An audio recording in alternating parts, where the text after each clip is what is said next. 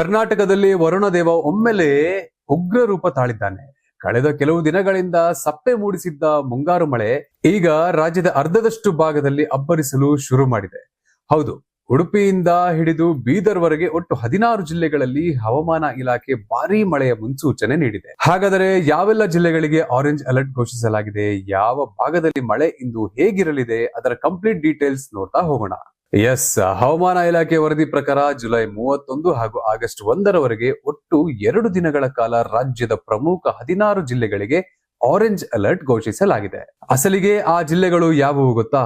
ಕರಾವಳಿಯ ಉಡುಪಿ, ದಕ್ಷಿಣ ಕನ್ನಡ, ಉತ್ತರ ಕನ್ನಡ, ಮಲೆನಾಡಿನ ಶಿವಮೊಗ್ಗ, ಚಿಕ್ಕಮಗಳೂರು ಜಿಲ್ಲೆಗಳು ಅಂತ ಹೇಳಲಾಗ್ತಿದೆ.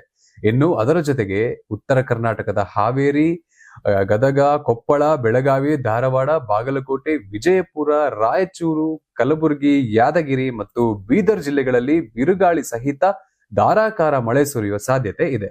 ಹಾಗೆ ಈ ಉತ್ತಮ ಮಳೆಯಿಂದಾಗಿ ರಾಜ್ಯದ ಜಲಾಶಯಗಳ ನೀರಿನ ಒಳಹರಿವು ಕೂಡ ಮತ್ತಷ್ಟು ಹೆಚ್ಚಾಗುವ ನಿರೀಕ್ಷೆ ಇದೆ. ಆದರೆ ಮತ್ತೊಂದೆಡೆ ದಕ್ಷಿಣ ಒಳನಾಡಿನ ಕಥೆಯೇ ಬೇರೆ ಇದೆ. ಬೆಂಗಳೂರು ನಗರ, ಗ್ರಾಮಾಂತರ, ಕೋಲಾರ, ತುಮಕೂರು, ರಾಮನಗರ, ಮಂಡ್ಯ, ಮೈಸೂರು, ಹಾಸನ, ಚಿತ್ರದುರ್ಗ, ದಾವಣಗೆರೆ ಹಾಗೂ ಬಳ್ಳಾರಿ ಸೇರಿದಂತೆ ಹಲವು ಕಡೆಗಳಲ್ಲಿ ನಿರೀಕ್ಷಿತವಾದ ಜೋರು ಮಳೆ ಬಂದಿಲ್ಲ ಎಂದು ಹೇಳಲಾಗ್ತಿದೆ. ಬರೀ ಮೋಡ ಕವಿದ ವಾತಾವರಣವಿದ್ದು ಎಲ್ಲೋ ಒಂದೆಡೆ ತುಂತುರು ಅಥವಾ ಸಾಧಾರಣ ಮಳೆ ಮಾತ್ರ ಆಗುತ್ತಿದೆ. ಮುಂಗಾರು ಬೆಳೆಗಳು ಕಟಾವಿಗೆ ಬರುತ್ತಿರುವ ಈ ಸಮಯದಲ್ಲಿ ಸರಿಯಾದ ಮಳೆಯಾಗದೆ ರೈತರು ಕಂಗಾಲಾಗಿದ್ದಾರೆ. ಬರಗಾಲದ ಆತಂಕದ ನಡುವೆಯೂ ತಕ್ಕ ಮಟ್ಟಿನ ಫಸಲು ನಿರೀಕ್ಷಿಸಿದ ಅನ್ನದಾತನಿಗೆ ಇದು ನಿರಾಶೆ ಮೂಡಿಸಿದೆ ಅಂತ ಹೇಳಬಹುದು. ಹವಾಮಾನ ತಜ್ಞರ ಪ್ರಕಾರ ಕರಾವಳಿ ಮತ್ತು ಮಲೆನಾಡಿನಲ್ಲಿ ಮುಂದುವರೆದಿರುವ ಈ ಭರ್ಜರಿ ಮಳೆ ಕೆಲವೇ ದಿನಗಳ ಕತೆ. ಆಗಸ್ಟ್ 2ರ ನಂತರ ಮುಂಗಾರು ಮಳೆ ಮತ್ತೆ ದುರ್ಬಲಗೊಳ್ಳುವ ಸಾಧ್ಯತೆಯೂ ಸಹ ಹೆಚ್ಚಿದೆ ಅಂತ ಕೇಳಿ ಬರ್ತಾ ಇದೆ.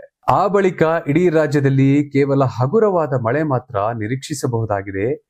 ಕರಾವಳಿ, ಮಲೆನಾಡಿನಲ್ಲೂ ಬಿರುಸಿನ ಮಳೆ ಮುಂದುವರಿಯುವುದು ಸಾಧ್ಯತೆ ಡೌಟ್